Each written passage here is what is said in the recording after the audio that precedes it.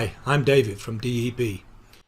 It was my intention to do regular video blogs during the coronavirus lockdown, but this is the first one that I've done in the last 3 weeks due to being caught by what I suspect was the coronavirus, which has absolutely flattened me and put me out of action. However, now I'm well recovered, I'm pleased to say.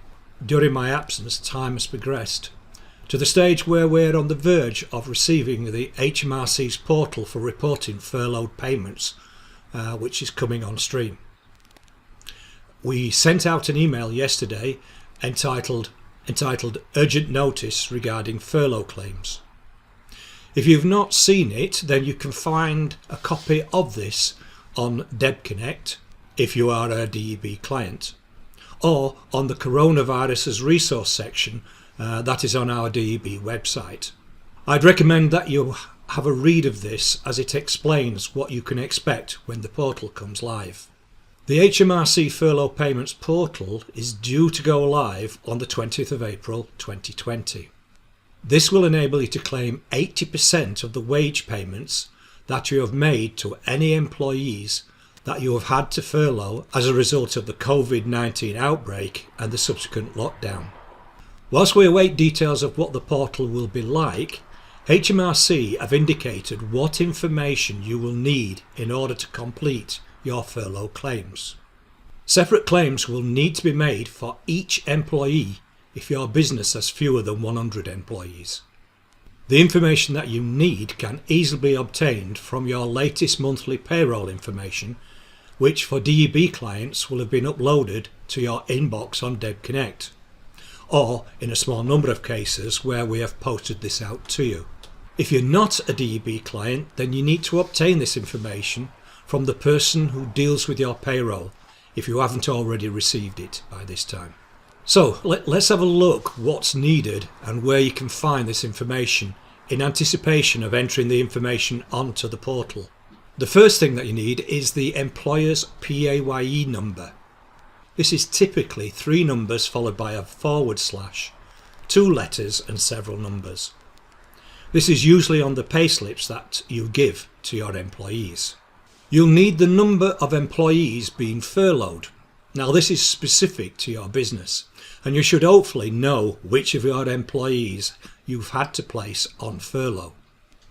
You'll need the national insurance number for each of the furloughed employees, which again can be found on the employee's payslip.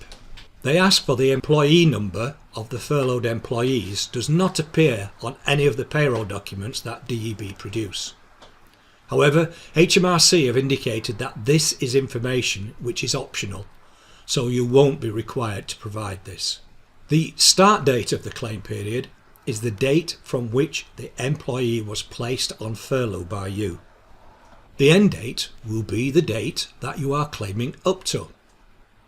This will generally be the last day of the month, unless you have a pay date that is not monthly. The minimum period that you can claim for is 3 consecutive weeks.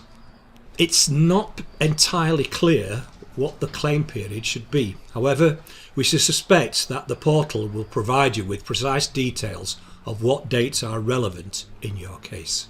For DEB clients, if you've informed Alex about which of your employees have been furloughed, the furlough claim amount will be specified on the employee's payslip. If you haven't informed Alex, then you will need to calculate this yourself. The furloughed claim amount will be calculated as 80% of the average monthly gross wage over the previous 12-month period. Alternatively, you can use 80% of the gross wage from the corresponding period in the previous tax year if this is higher. Again, it's hopeful that the portal will make this more clear when it arrives. In addition to claiming 80% of the furloughed employee's gross pay, you will be entitled to claim the employer's national insurance contributions and the employer's pension contribution in respect of any furloughed employees.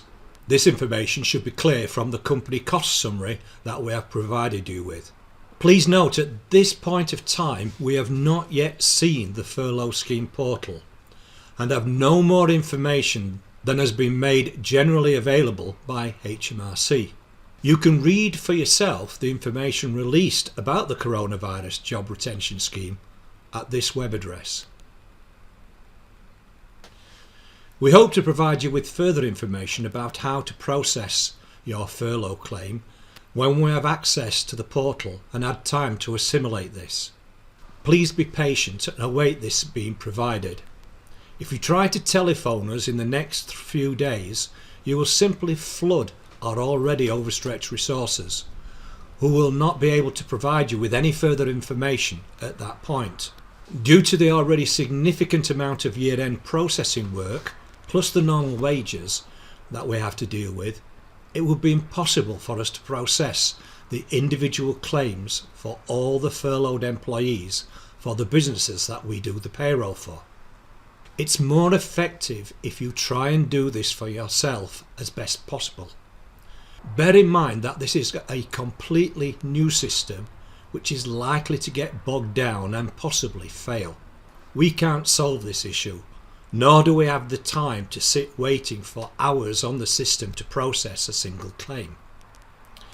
These teething problems need to be endured, and you need to be both patient and persistent. Having said this, however, we will be able to process the claims of any of our clients who are generally unable to process their own claims on an exceptional basis. This will represent additional work that is over and above the usually monthly processing cost of your payroll, and thus will be subject to a charge per furloughed employee. We'll be able to have a better idea of what this cost will be when we've seen what the process will involve, and more importantly, how long it takes us to use this untried software. If you've not already subscribed to our YouTube channel, then please do so. Our next video blog will cover the practicalities of dealing with the new portal. Please give us a chance to research this and wait for the video, rather than ringing immediately to ask for information that the video will provide more efficiently. Till the next time, keep well and keep safe. Bye for now.